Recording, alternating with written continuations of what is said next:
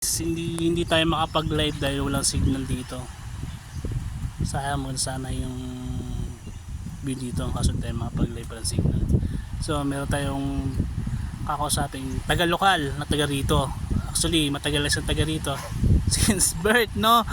Okay, sige, makausap natin si, ano po ba name niyo, sir?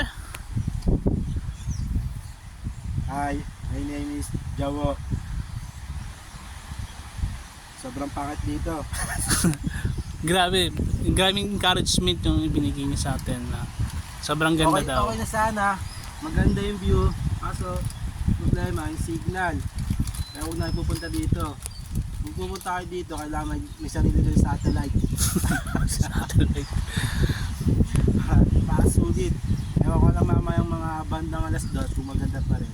Doon natin mababasa kung ano pinagkaiba ng umaga sa tanghali. So grabe yung experience ni Sir Ariel dito, no?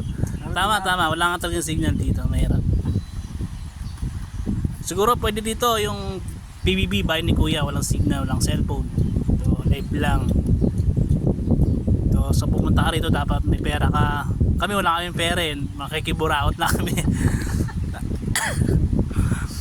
So buraot lang kami. Yan lang talagang ambag namin. So yun lang daw talaga ang ay! Sir, taga-lokal po kayo, diba? Hindi mo ako taga rito to. Bakit, sir? May mga kasama din kayo mga taga, no? Pero may kulang talaga dito eh. Walang skyboat. Tama, walang skyboat. Walang sasakyan. Wala eh. Lahat ng tao tago sa init eh.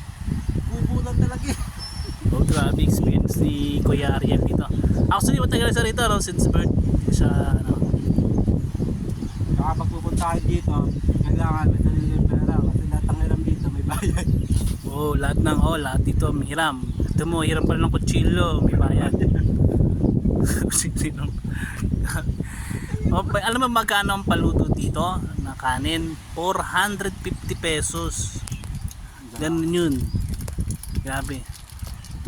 Makikita nyo mamaya sa next video yung kanin na 450. Okay guys, bye.